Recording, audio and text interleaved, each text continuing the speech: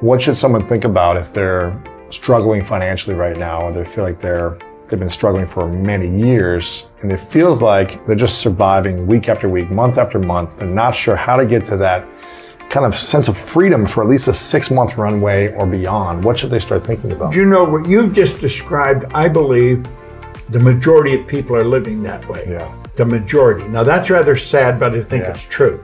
And it's because we only have one problem in the whole world, and that's ignorance. They're living in ignorance. They don't know that what they're doing is going to keep them where they are. And they keep doing it because they don't know how to change. They're overwhelmed with the debt. People are saying, I need the money. They haven't got it. They want to take their family on a vacation. They don't have the money to go. So they may borrow it and go anyway. Now they got more debt. They have to understand that they don't have to live that way. I wrote a book called You're Born Rich. The truth is you are. Most people are just a little short of money, but you are born rich in potential. And then you focus on prosperity. You've got to have a financial goal. You've got to work toward it. And you've got to understand that you can earn more than you're earning. And wealthy people don't have one source of income. They have more than one. I was earning money all last night while I was sleeping. Yep. You can actually earn more money when you're sleeping than you can spend when you're awake. Yeah. You know, it sounds like a cute line, but it's true. There's no end to what we can earn.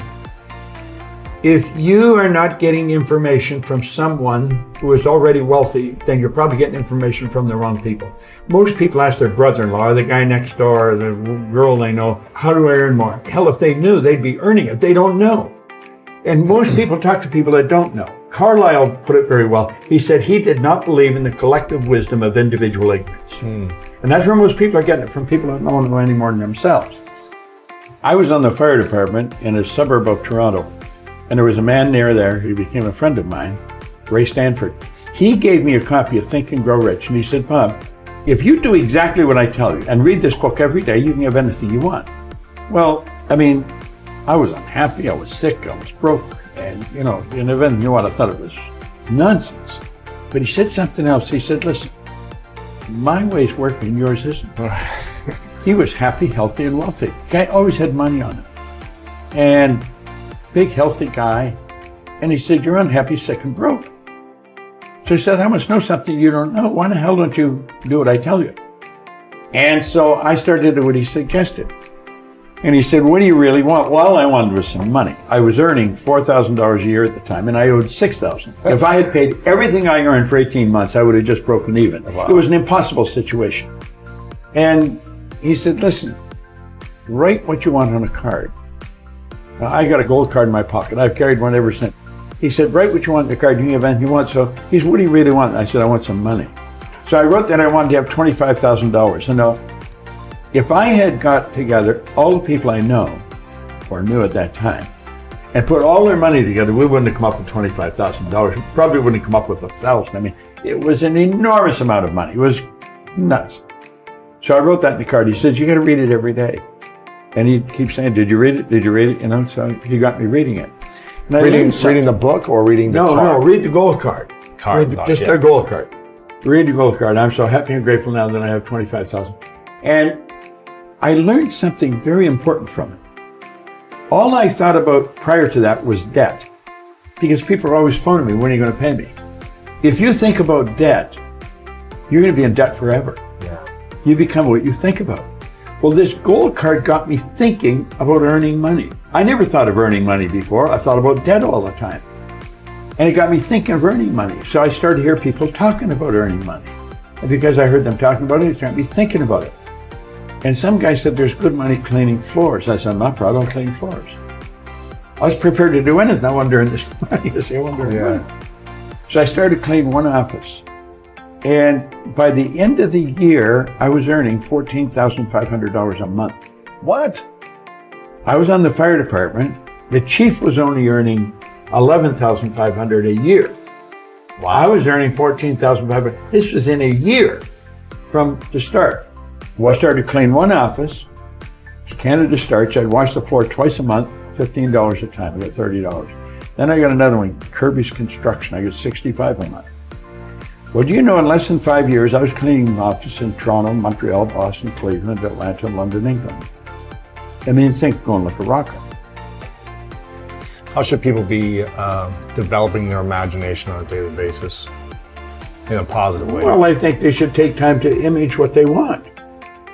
I have a business partner, Sandy Gallagher, who's a brilliant woman, and she rides horses, gaited horses. And she's in Kentucky right now, and she images herself as a world champion. Every day, she takes the time and she sees herself as a world champion. She sees herself getting the roses, getting the whole thing. And that's what you should do it. I think you build the image of what you want. I mean, you obviously imaged this studio before you ever built it. Right. I mean, everything you see here was part of the image in your mind. But everything you create twice. Once in here, once out here. You know? So you never get an original painting. You always get a duplicate. The picture's in here. Wow. So we have to see ourselves with what we want here. Now we've got enormous deterrent in our paradigm. We're conditioned genetically and environmentally. And that conditioning is controlling most people's lives. That's why brilliant people are broke. Brilliant people are unhappy. Brilliant people never really accomplish very much. They're absolutely brilliant, but their paradigm is controlling them. It's all about intellect. I'm firmly convinced if a person doesn't understand a paradigm is nothing but a multitude of habits. They're programmed into your subconscious mind to control your behavior. It's got nothing to do with how smart you are. It's got nothing to do with what your formal education is. It's got nothing to do from which side of the tracks you come from. It has to do with your paradigm. The paradigm is a program in your subconscious mind. It's both genetic and environmental. That's controlling your behavior. Everyone that can hear my voice knows how to do better than they're doing. And they may wonder, why don't I do it? It's because you're programmed to do what you're doing. And until you change the program, nothing's going to change. Paradigm has to be changed. Most people live through their senses because we're programmed to do that. Literally, we're programmed genetically and then environmentally to go by what we hear, see, smell, taste, touch. But you know, I have a dog at home that can hear, see, smell, taste, touch. All animal life operates through senses. We've been created in God's image. We have these higher faculties. We are creative beings, literally.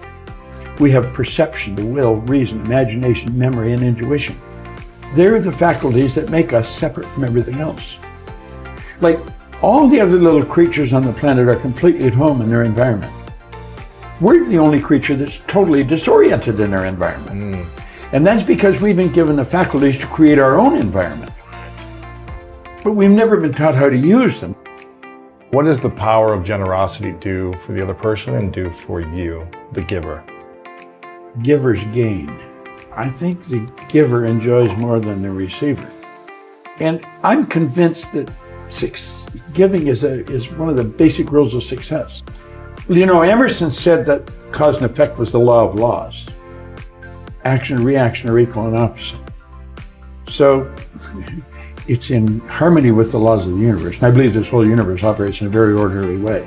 I'm very tuned into laws, the laws of the universe. And I think that's why. When I could win, anybody can win. It's just a matter of getting the right information from the right people. I think we get too much information from the wrong people. And personal development today is such a well-known thing that for anybody not to be developing themselves personally it's rather sad, I think. So we have to help them as all we can. Like, I don't think a person deliberately destroys himself. I think they're misguided. They're ignorant. They don't know. They're lost.